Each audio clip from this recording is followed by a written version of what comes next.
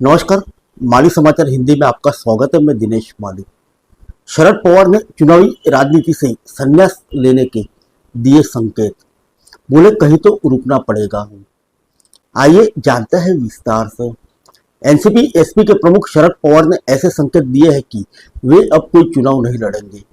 शरद पवार ने कहा कि कहीं तो रुकना पड़ेगा। महाराष्ट्र चुनाव से पहले शरद पवार का यह बयान सामने आया है। शरद पवार ने कहा कि मैं कोई चुनाव नहीं लड़ना चाहता। चुनाव को लेकर अब मुझे रुकना चाहिए और नई पीढ़ी को आगे आना चाहिए। पूर्व केंद्रीय मंत्री और महाराष्ट्र की राजनीति के दिग्गज नेता शरद पवार ने कहा कि अब तक 14 बार चुनाव लड़ चुका हूं। सत्ता नहीं चाहिए, बस समाज के लिए काम करना चाहता हूं। शरद पवार ने अपने बारामती दौरे के दौरान कहा कि मैं सत्ता में नहीं हूं, मैं राज्यसभा में हूं। मेरे पास अभी भी 1.5 साल का वक्त बाकी है। 1.5 साल बाद मुझे सोचना होगा कि राज्यसभा जाऊं या नहीं। लोकसभा तो मैं नहीं लड़ूंगा, कोई भी चुनाव नहीं लड़ूंगा। कितने चुनाव लड़े जाए, अब तक 14 चुनाव हो चुके हैं। एक बार भी आपने मुझे घर नहीं बिठाया, हर बार मुझे निर्वाचित कर रहे हो, तो कहीं तो थमना चाहिए। मैंने इस सूत्र पर काम करना शुरू कर दिया है कि नई पीढ़ी को अब आगे आना चाहिए। इस बीच शरद पवार ने बारामती में उप मुख्यमंत्री अजित पवार के काम को सराहा, लेकिन उन्होंने जोर देकर कहा कि अगले 3 दशकों तक इस क्षेत्र के विकास के लिए नए नेतृत्व की जरूरत है। शरद पवार अपने भतीजे एनसीपी एसपी उम्मीदवार योगेंद्र पवार के लिए प्रचार कर रहे थे।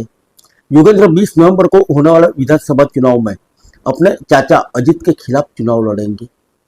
बारामती में शिरसपुर में एक सभा को संबोधित करते हुए शरद पवार ने कहा कि इस साल की शुरुआत में बारामती लोकसभा सीट के लिए मुकाबला कठिन था, क्योंकि यह परिवार में लड़ा गया था और अब 5 महीने बाद क्षेत्र के लोग ऐसी ही स्थिति देखेंगे। बता दें कि बारामती के सांसद सुप्रिया सुले ने आम चुनाव में भाभी और अजित पवार की पत्नी सुनेत्रा पवार को हराया था। योगेंद्र पवार अजित पवार के छोटे भाई श्रीनिवास पवार के बेटे हैं। शरद पवार ने कहा कि आपने मुझे 1 या 2 बार नहीं बल्कि 4 बार मुख्यमंत्री बनाया। आपने मुझे 1967 में चुना और महाराष्ट्र के लिए मैंने काम किया। पहले मैंने 25 साल तक यहाँ काम किया। मैंने सभी स्थानीय शक्तियाँ अजित दादा को सौंप दी।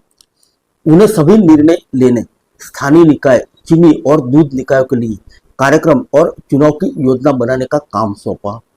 उन्होंने कहा कि अजित पवार ने 25 में से 30 साल तक इस क्षेत्र में काम किया और उनके काम पर कोई संदेह नहीं है। पूर्व केंद्रीय मंत्री ने कहा कि अब भविष्य के लिए तैयारी करने का समय आ गया है।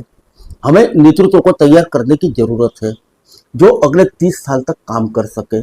सभी को अवसर मिलना चाहिए। उन्होंने कभी किसी को पीछे नहीं रखा। अजित पवार पर कटाक्ष करते हुए उन्होंने कहा कि अगर कोई यह कहता है कि वह सब कुछ ले लेगा तो लोग कुछ न कहे, लेकिन ऐसा नहीं है। लोग इसे नहीं मानेंगे।